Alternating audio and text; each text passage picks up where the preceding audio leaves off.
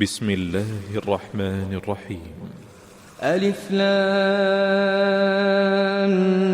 ميم صاد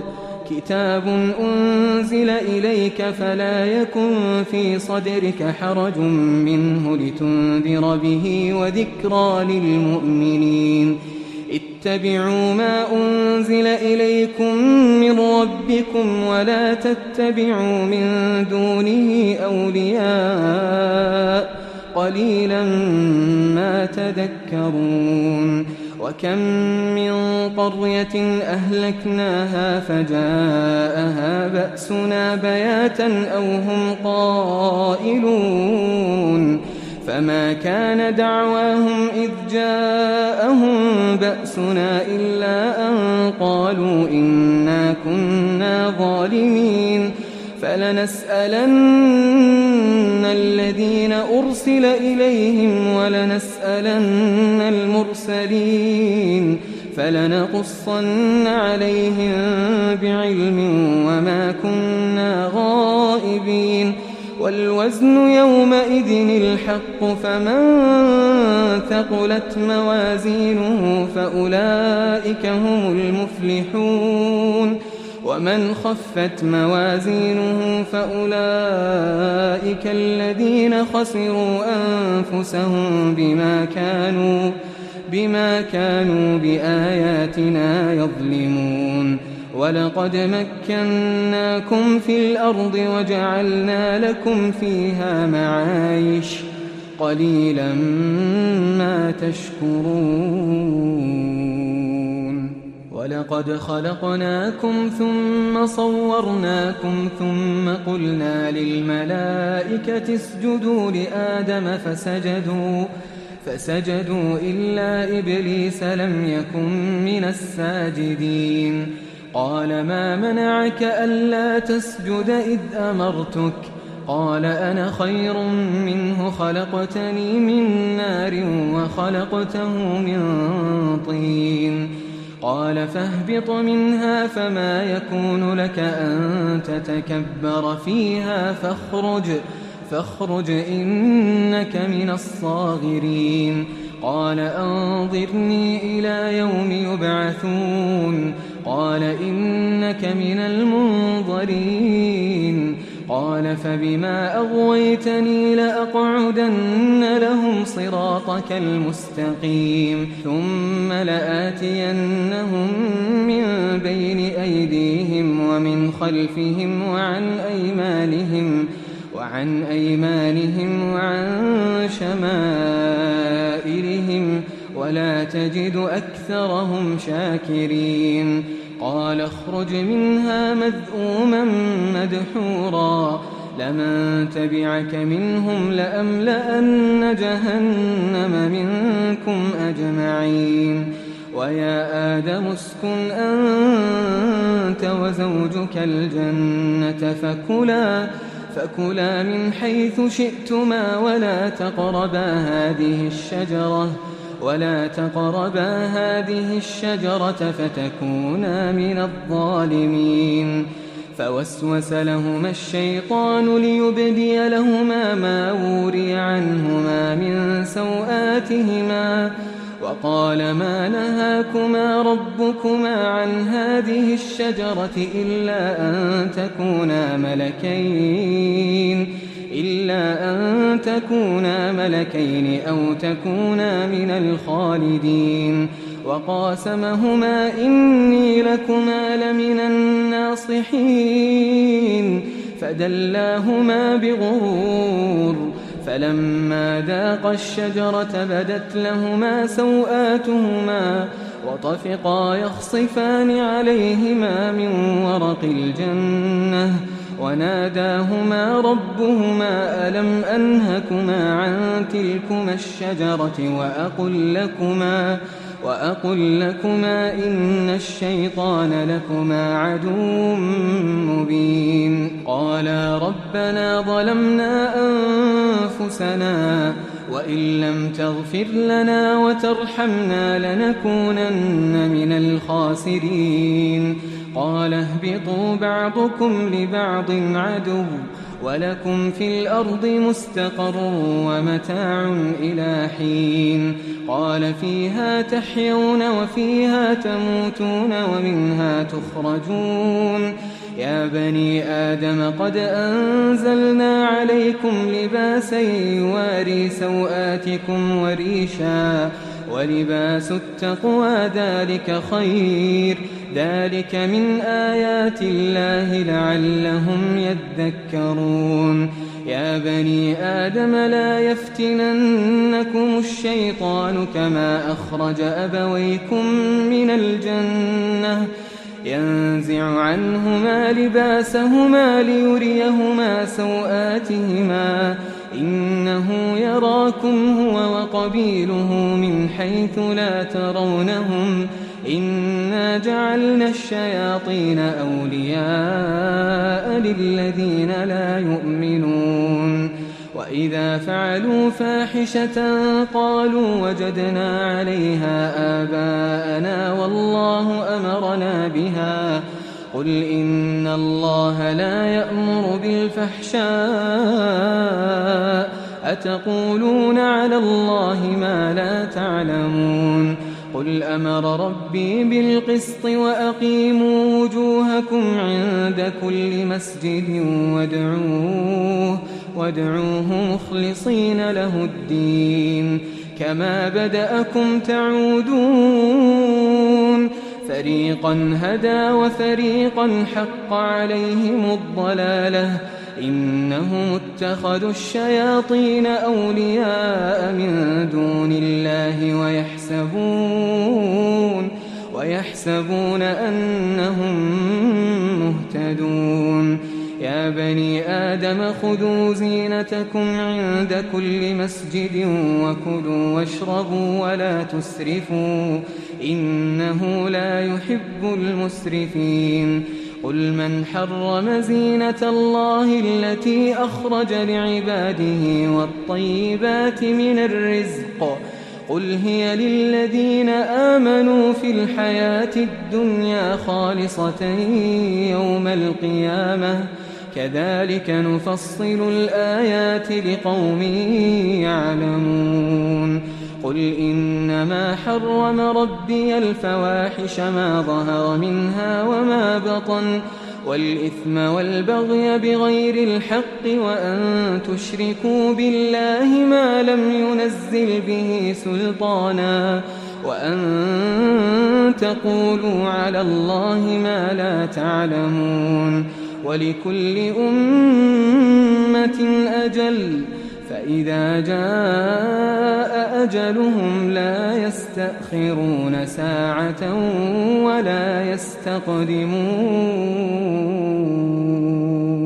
يا بني آدم إما يأتينكم رسل منكم يقصون عليكم آياتي فمن اتقى وأصلح فلا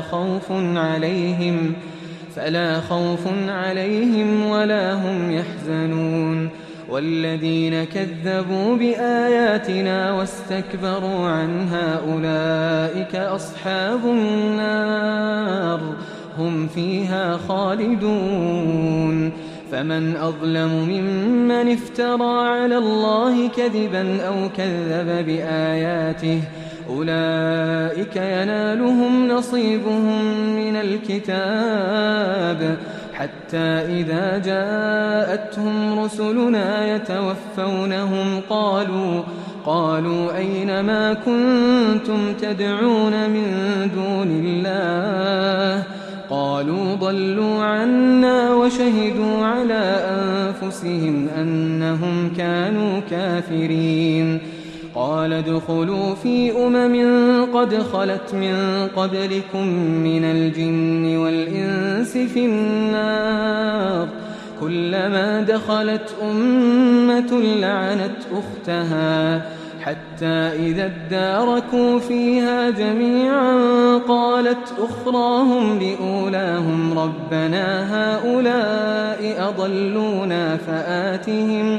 فآتهم عذابا ضعفا من النار قال لكل ضعف ولكن لا تعلمون وقالت أولاهم لأخراهم فما كان لكم علينا من فضل فذوقوا العذاب بما كنتم تكسبون إن الذين كذبوا بآياتنا واستكبروا عنها لا تفتح لهم أبواب السماء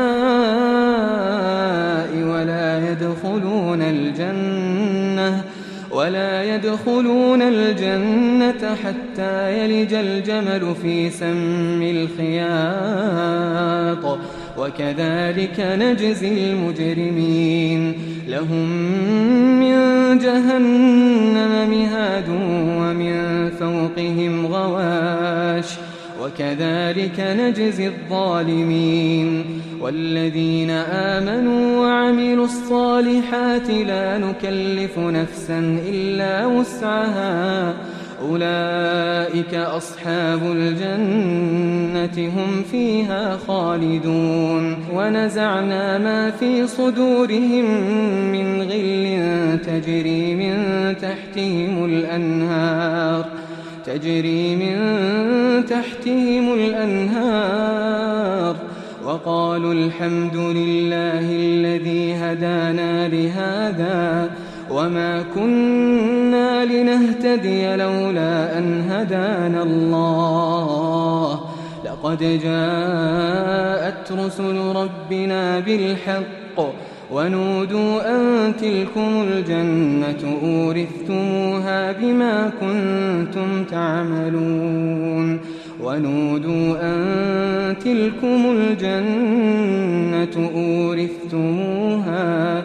أورثتموها بما كنتم تعملون ونادى أصحاب الجنة أصحاب النار أن قد وجدنا ما وعدنا ربنا حقا فهل وجدتم ما وعد ربكم حقا قالوا نعم فأذن مؤذن بينهم اللعنة الله على الظالمين الذين يصدون عن سبيل الله ويبغونها عوجا وهم بالآخرة كافرون وبينهما حجاب وعلى الأعراف رجال يعرفون كلا بسيماهم ونادوا أصحاب الجنة أن سلام عليكم لم يدخلوها وهم يطمعون وإذا صرفت أبصارهم تلقاء أصحاب النار قالوا ربنا لا تجعلنا مع القوم الظالمين ونادى أصحاب الأعراف رجالا يعرفونهم بسيماهم قالوا ما أغنى عنكم جمعكم وما كنتم تستكبرون أهؤلاء الذين أقسمتم لا ينالهم الله برحمة ادخلوا الجنة لا خوف عليكم ولا أنتم تحزنون ونادى أصحاب النار أصحاب الجنة أن أفيضوا علينا من الماء أو مما رزقكم الله قالوا إن الله حرمهما على الكافرين الذين اتخذوا دينهم لهوا ولعبا وغرتهم الحياة الدنيا فاليوم ننساهم كما نسوا لقاء يومهم هذا وما كانوا بآياتنا يجحدون ولقد جئناهم بكتاب فصلناه على علم هدى ورحمة لقوم يؤمنون هل ينظرون إلا تأويله يوم يأتي تأويله يقول الذين نسوه من قبل قد جاءت رسل ربنا بالحق فهل لنا من شفعاء فيشفعوا لنا أو نرد فنعمل غير الذي كنا نعمل قد خسروا أنفسهم وضل عنهم ما كانوا يفترون إن ربكم الله الذي خلق السماوات والأرض في 6 أيام ثم استوى على العرش يغشي الليل النهار يطلبه حثيثا والشمس والقمر والنجوم مسخرات بأمره ألا له الخلق والأمر تبارك الله رب العالمين ادعوا ربكم تضرعا وخفية إنه لا يحب المعتدين ولا تفسدوا في الأرض بعد إصلاحها وادعوه خوفا وطمعا إن رحمة الله قريب من المحسنين وهو الذي يرسل الرياح بشرا بين يدي رحمته حتى إذا أقلت سحابا ثقالا سقناه لبلد ميت فأنزلنا به الماء فأخرجنا به من كل الثمرات كذلك نخرج الموتى لعلكم تذكرون والبلد الطيب يخرج نباته بإذن ربه والذي خبث لا يخرج إلا نكدا كذلك نصرف الآيات لقوم يشكرون لقد أرسلنا نوحا إلى قومه فقال يا قوم اعبدوا الله ما لكم من إله غيره إني أخاف عليكم عذاب يوم عظيم قال الملأ من قومه إنا لنراك في ضلال مبين قال يا قوم ليس بي ضلالة ولكني رسول من رب العالمين أبلغكم رسالات ربي وأنصح لكم وأعلم من الله ما لا تعلمون أوعجبتم أن جاءكم ذكر من ربكم على رجل منكم لينذركم ولتتقوا ولعلكم ترحمون فكذبوه فأنجيناه والذين معه في الفلك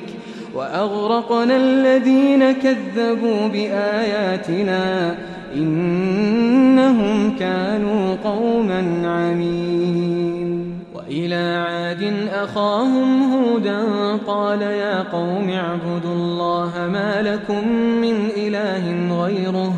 أفلا تتقون قال الملأ الذين كفروا من قومه إنا لنراك في سفاهة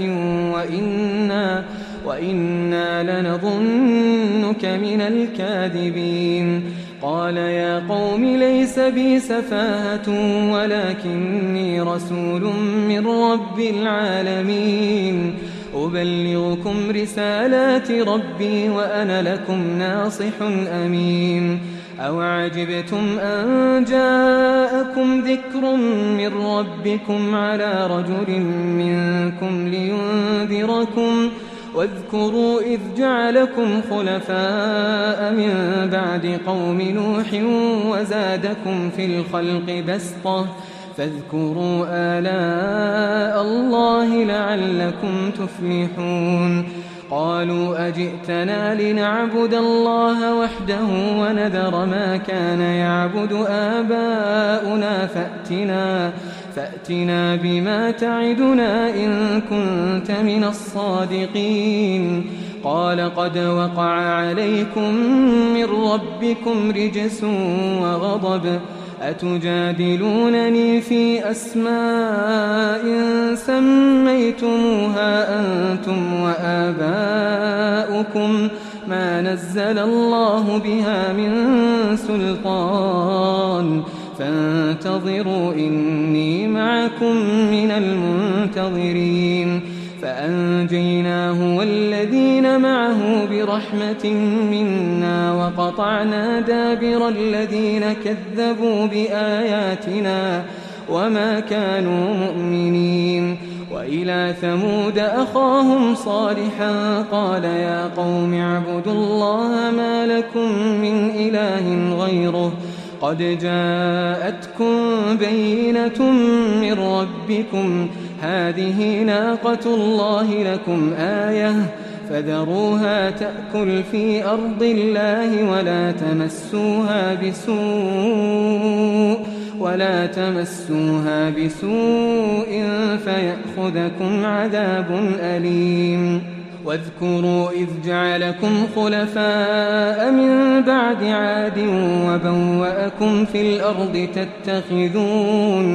تتخذون من سهولها قصورا وتنحتون الجبال بيوتا فاذكروا آلاء الله ولا تعثوا في الأرض مفسدين. قال الملأ الذين استكبروا من قومه للذين استضعفوا لمن آمن منهم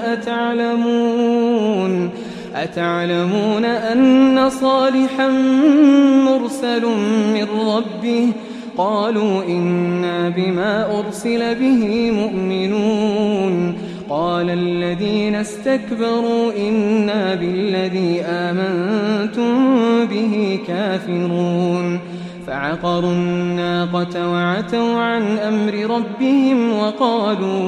وقالوا يا صالح ائتنا بما تعدنا إن كنت من المرسلين. فأخذتهم الرجفة فأصبحوا في دارهم جاثمين. فتولى عنهم وقال يا قوم لقد أبلغتكم رسالة ربي ونصحت لكم ولكن لا تحبون الناصحين. ولوطا إذ قال لقومه أتأتون الفاحشة ما سبقكم بها من أحد من العالمين إنكم لتأتون الرجال شهوة من دون النساء بل أنتم قوم مسرفون. وما كان جواب قومه إلا أن قالوا أخرجوهم من قريتكم إنهم أناس يتطهرون. فأنجيناه وأهله إلا امرأته كانت من الغابرين. وأمطرنا عليهم مطرا فانظر كيف كان عاقبة المجرمين. وإلى مدين أخاهم شعيبا قال يا قوم اعبدوا الله ما لكم من إله غيره قد جاءتكم بينة من ربكم فأوفوا الكيل والميزان ولا تبخسوا الناس أشياءهم ولا تفسدوا في الأرض بعد إصلاحها ذلكم خير لكم إن كنتم مؤمنين. ولا تقعدوا بكل صراط توعدون وتصدون عن سبيل الله من آمن به وتبغونها عوجا. واذكروا إذ كنتم قليلا فكثركم وانظروا كيف كان عاقبة المفسدين. وإن كان طائفة منكم آمنوا بالذي أرسلت به وطائفة لم يؤمنوا فاصبروا حتى يحكم الله بيننا وهو خير الحاكمين. قال الملأ الذين استكبروا من قومه لنخرجنك يا شعيب والذين آمنوا معك من قريتنا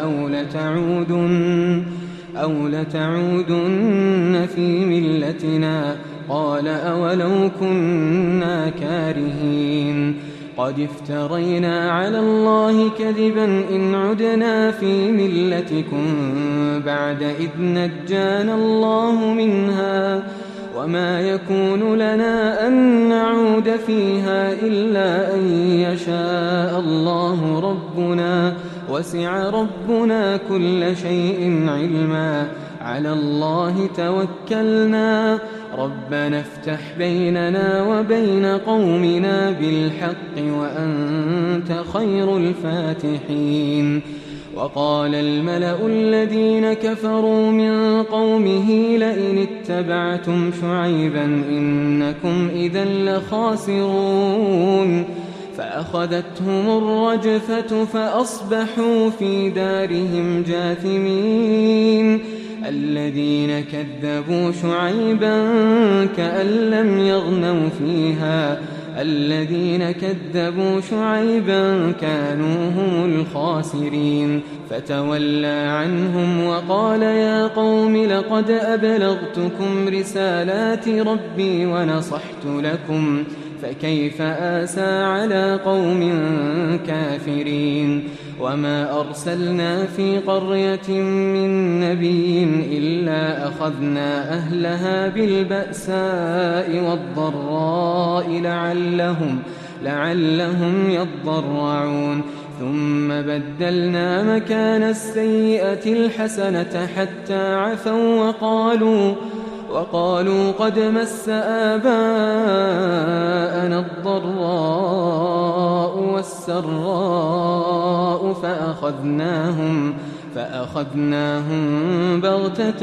وهم لا يشعرون. ولو أن أهل القرى آمنوا واتقوا لفتحنا عليهم بركات من السماء والأرض ولكن كذبوا فأخذناهم بما كانوا يكسبون. أفأمن أهل القرى أن يأتيهم بأسنا بياتا وهم نائمون أو أمن أهل القرى أن يأتيهم بأسنا ضحى وهم يلعبون أفأمنوا مكر الله فلا يأمن مكر الله إلا القوم الخاسرون. أولم يهد للذين يرثون الأرض من بعد أهلها أن لو نشاء أصبناهم بذنوبهم ونطبع على قلوبهم فهم لا يسمعون. تلك القرى نقص عليك من أنبائها ولقد جاءتهم رسلهم بالبينات فما كانوا ليؤمنوا بما كذبوا من قبل كذلك يطبع الله على قلوب الكافرين وما وجدنا لأكثرهم من عهد وإن وجدنا أكثرهم لفاسقين. ثم بعثنا من بعدهم موسى بآياتنا إلى فرعون وملئه فظلموا بها فانظر كيف كان عاقبة المفسدين. وقال موسى يا فرعون إني رسول من رب العالمين حقيق على ألا أقول على الله إلا الحق قد جئتكم ببينة من ربكم فأرسل معي بني إسرائيل. قال إن كنت جئت بآية فأت بها إن كنت من الصادقين. فألقى عصاه فإذا هي ثعبان مبين ونزع يده فإذا هي بيضاء للناظرين. قال الملأ من قوم فرعون إن هذا لساحر عليم يريد أن يخرجكم من أرضكم فماذا تأمرون. قالوا أرجه وأخاه وأرسل في المدائن حاشرين يأتوك بكل ساحر عليم. وجاء السحرة فرعون قالوا إن لنا لأجرا إن كنا نحن الغالبين قال نعم وإنكم لمن المقربين قالوا يا موسى إما أن تلقي وإما أن نكون نحن الملقين قال ألقوا فلما ألقوا سحروا أعين الناس واسترهبوهم وجاءوا بسحر عظيم وأوحينا إلى موسى أن ألق عصاك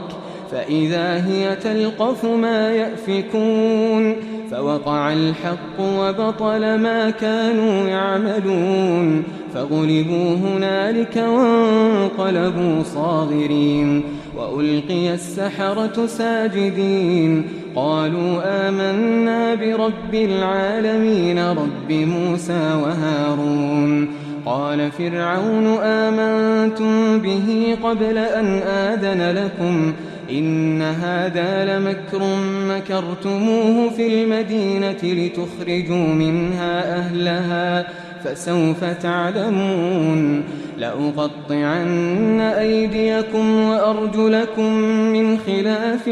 ثم لأصلبنكم أجمعين قالوا إنا إلى ربنا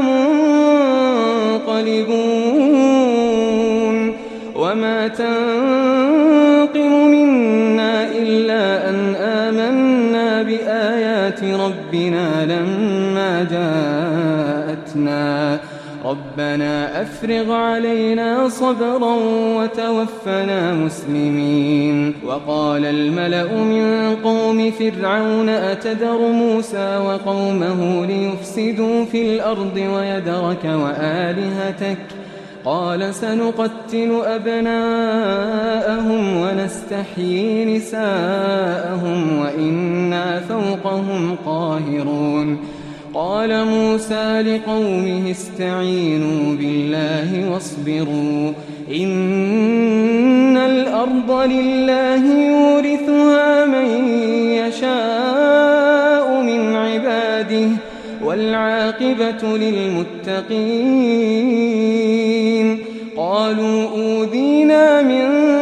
قبل أن تأتينا ومن بعد ما جئتنا قال عسى ربكم أن يهلك عدوكم ويستخلفكم في الأرض فينظر كيف تعملون ولقد أخذنا آل فرعون بالسنين ونقص من الثمرات لعلهم يذكرون فإذا جاءتهم الحسنة قالوا لنا هذه وإن تصبهم سيئة يطيروا بموسى ومن معه ألا إنما طائرهم عند الله ولكن أكثرهم لا يعلمون وقالوا مهما تأتنا به من آية لتسحرنا بها فما نحن لك بمؤمنين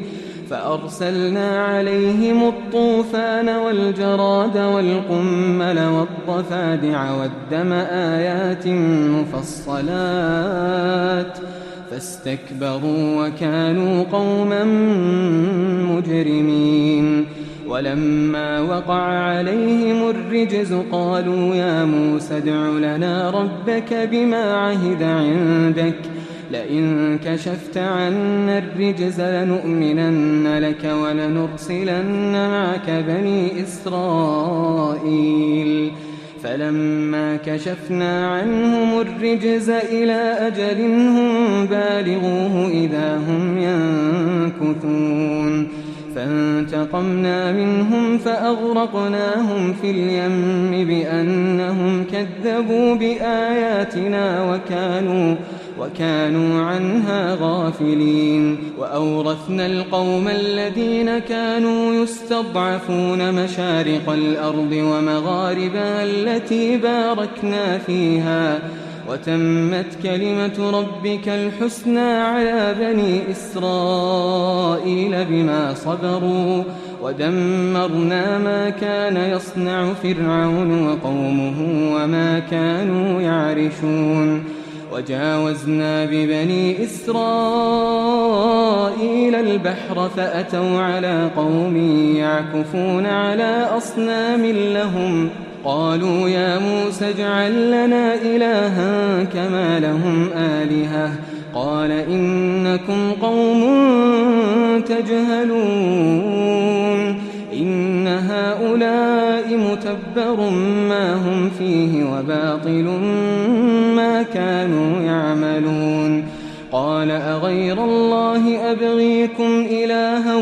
وهو فضلكم على العالمين وإذ أنجيناكم من آل فرعون يسومونكم سوء العذاب يقتلون أبناءكم ويستحيون نساءكم وفي ذلكم بلاء من ربكم عظيم وواعدنا موسى 30 ليلة وأتممناها ب10 فتم ميقات ربه 40 ليلة وقال موسى لأخيه هارون اخلفني في قومي وأصلح ولا تتبع سبيل المفسدين ولما جاء موسى لميقاتنا وكلمه ربه قال رب أرني أنظر إليك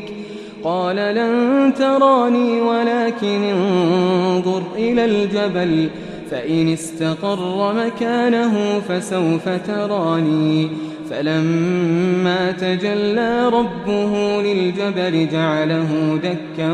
وخر موسى صعقا فلما أفاق قال سبحانك تبت إليك وأنا أول المؤمنين قال يا موسى إني اصطفيتك على الناس برسالاتي وبكلامي فخذ ما آتيتك وكن من الشاكرين وكتبنا له في الألواح من كل شيء موعظة وتفصيلا لكل شيء فخذها بقوة وأمر قومك يأخذوا بأحسنها سأريكم دار الفاسقين سأصرف عن آياتي الذين يتكبرون في الأرض بغير الحق وإن يروا كل آية لا يؤمنوا بها وإن يروا سبيل الرشد لا يتخذوه سبيلا وإن يروا سبيل الغي يتخذوه سبيلا ذلك بأنهم كذبوا بآياتنا وكانوا عنها غافلين والذين كذبوا بآياتنا ولقاء الآخرة حبطت أعمالهم هل يجزون إلا ما كانوا يعملون واتخذ قوم موسى من بعده من حليهم عجلا جسدا له خوار ألم يروا أنه لا يكلمهم ولا يهديهم سبيلا اتخذوه وكانوا ظالمين ولما سقط في أيديهم ورأوا أنهم قد ضلوا قالوا لئن لم يرحمنا ربنا ويغفر لنا لنكونن من الخاسرين ولما رجع موسى إلى قومه غضبان أسفا قال بئس ما خلفتموني من بعدي أعجلتم أمر ربكم وألقى الألواح وأخذ برأس أخيه يجره إليه قال ابن أم إن القوم استضعفوني وكادوا يقتلونني فلا تشمت بي الأعداء ولا تجعلني مع القوم الظالمين قال رب اغفر لي ولأخي وأدخلنا في رحمتك وأنت أرحم الراحمين إن الذين اتخذوا العجل سينالهم غضب من ربهم وذلة في الحياة الدنيا وكذلك نجزي المفترين والذين عملوا السيئات ثم تابوا من بعدها وآمنوا إن ربك من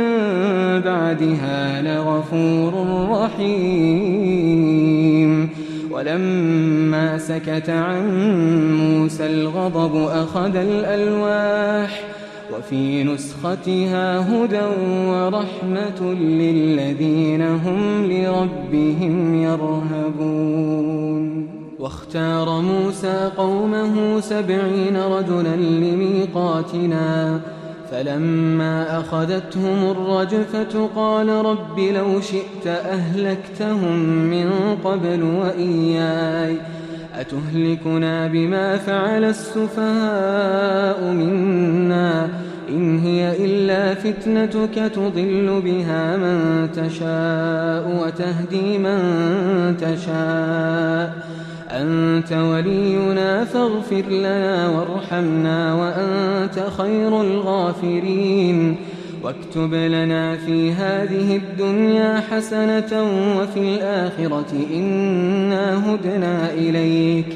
قال عذابي أصيب به من أشاء ورحمتي وسعت كل شيء فسأكتبها للذين يتقون ويؤتون الزكاة والذين هم بآياتنا يؤمنون الذين يتبعون الرسول النبي الأمي الذي يجدونه مكتوبا عندهم في التوراة والإنجيل يأمرهم بالمعروف وينهاهم عن المنكر ويحل لهم الطيبات ويحرم عليهم الخبائث ويضع عنهم إصرهم والأغلال التي كانت عليهم فالذين آمنوا به وعزروه ونصروه واتبعوا النور الذي أنزل معه أولئك هم المفلحون قل يا أيها الناس إني رسول الله إليكم جميعا الذي له ملك السماوات والأرض لا إله إلا هو يحيي ويميت فآمنوا بالله ورسوله النبي الأمي الذي يؤمن بالله وكلماته واتبعوه لعلكم تهتدون ومن قوم موسى أمة يهدون بالحق وبه يعدلون وقطعناهم 12 أسباطا أمما وأوحينا إلى موسى إذ استسقاه قومه أن اضرب بعصاك الحجر فانبجست منه 12 عينا قد علم كل أناس مشربهم وظللنا عليهم الغمام وأنزلنا عليهم المن والسلوى كلوا من طيبات ما رزقناكم وما ظلمونا ولكن كانوا أنفسهم يظلمون وإذ قيل لهم اسكنوا هذه القرية وكلوا منها حيث شئتم وقولوا حطة وادخلوا الباب سجدا نغفر لكم خطيئاتكم سنزيد المحسنين فبدل الذين ظلموا منهم قولا غير الذي قيل لهم فأرسلنا عليهم رجزا من السماء بما كانوا يظلمون واسألهم عن القرية التي كانت حاضرة البحر إذ يعدون في السبت إذ تأتيهم حيتانهم يوم سبتهم شرعا ويوم لا يسبتون لا تأتيهم كذلك نبلوهم بما كانوا يفسقون وإذ قالت أمة منهم لم تعظون قوما الله مهلكهم أو معذبهم عذابا شديدا قالوا معذرة إلى ربكم ولعلهم يتقون فلما نسوا ما ذكروا به أنجينا الذين ينهون عن السوء وأخذنا الذين ظلموا بعذاب بئيس بما كانوا يفسقون فلما عتوا عما نهوا عنه قلنا لهم كونوا قردة خاسئين وإذ تأذن ربك ليبعثن عليهم إلى يوم القيامة من يسومهم سوء العذاب إن ربك لسريع العقاب وإنه لغفور رحيم وقطعناهم في الأرض أمما منهم الصالحون ومنهم دون ذلك وبلوناهم بالحسنات والسيئات لعلهم يرجعون فخلف من بعدهم خلف ورثوا الكتاب يأخذون عرض هذا الأدنى ويقولون سيغفر لنا وإن يأتهم عرض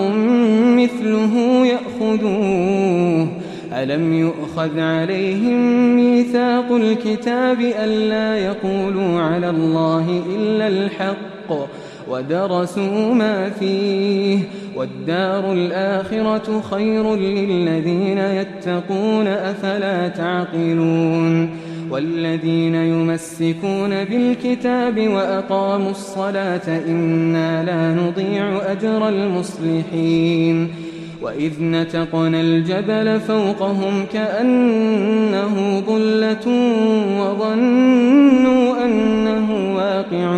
بهم خذوا ما آتيناكم بقوة واذكروا ما فيه لعلكم تتقون وإذ أخذ ربك من بني آدم من ظهورهم ذريتهم وأشهدهم على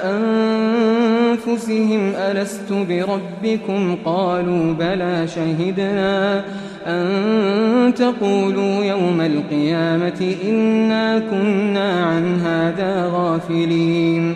أو تقولوا إنما أشرك آباؤنا من قبل وكنا ذرية من بعدهم أفتهلكنا بما فعل المبطلون وكذلك نفصل الآيات ولعلهم يرجعون واتل عليهم نبأ الذي آتيناه آياتنا فانسلخ منها فأتبعه الشيطان فكان من الغاوين ولو شئنا لرفعناه بها ولكنه أخلد إلى الأرض واتبع هواه فمثله كمثل الكلب إن تحمل عليه يلهث أو تتركه يلهث ذلك مثل القوم الذين كذبوا بآياتنا فاقصص القصص لعلهم يتفكرون ساء مثلا القوم الذين كذبوا بآياتنا وأنفسهم كانوا يظلمون من يهد الله فهو المهتدي ومن يضلل فأولئك هم الخاسرون ولقد ذرأنا لجهنم كثيرا من الجن والإنس لهم قلوب لا يفقهون بها ولهم أعين لا يبصرون بها ولهم آذان لا يسمعون بها أولئك كالأنعام بل هم أضل أولئك هم الغافلون ولله الأسماء الحسنى فادعوه بها وذروا الذين يلحدون في أسمائه سيجزون ما كانوا يعملون وممن خلقنا أمة يهدون بالحق وبه يعدلون والذين كذبوا بآياتنا سنستدرجهم من حيث لا يعلمون وأملي لهم إن كيدي متين أولم يتفكروا ما بصاحبهم من جنة إن هو إلا نذير مبين أولم ينظروا في ملكوت السماوات والأرض وما خلق الله من شيء وأن عسى أن يكون قد اقترب أجلهم فبأي حديث بعده يؤمنون من يضلل الله فلا هادي له ويذرهم في طغيانهم يعمهون يسألونك عن الساعة أيان مرساها قل إنما علمها عند ربي لا يجليها لوقتها إلا هو ثقلت في السماوات والأرض لا تأتيكم إلا بغتة يسألونك كأنك حفي عنها قل إنما علمها عند الله ولكن أكثر الناس لا يعلمون قل لا أملك لنفسي نفعا ولا ضرا إلا ما شاء الله ولو كنت أعلم الغيب لاستكثرت من الخير وما مسني السوء إن أنا إلا نذير وبشير لقوم يؤمنون هو الذي خلقكم من نفس واحدة وجعل منها زوجها ليسكن إليها فلما تغشاها حملت حملا خفيفا فمرت به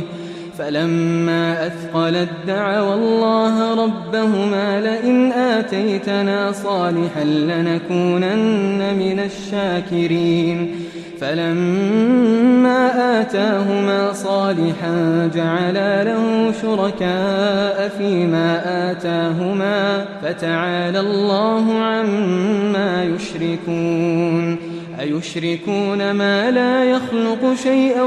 وهم يخلقون ولا يستطيعون لهم نصرا ولا أنفسهم ينصرون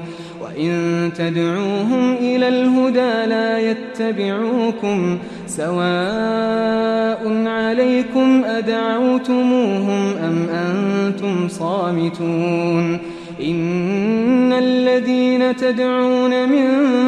دون الله عباد أمثالكم فادعوهم فليستجيبوا لكم إن كنتم صادقين ألهم أرجل يمشون بها أم لهم أيدي يبطشون بها أم لهم أعين يبصرون بها أم لهم آذان يسمعون بها قل ادعوا شركاءكم ثم كيدون فلا تنظرون إن وليي الله الذي نزل الكتاب وهو يتولى الصالحين والذين تدعون من دونه لا يستطيعون نصركم ولا أنفسهم ينصرون وإن تدعوهم إلى الهدى لا يسمعوا وتراهم ينظرون إليك وهم لا يبصرون خذ العفو وأمر بالعرف وأعرض عن الجاهلين وإما ينزغنك من الشيطان نزغ فاستعذ بالله إنه سميع عليم إن الذين الذين اتقوا إذا مسهم طائف من الشيطان تذكروا فإذا هم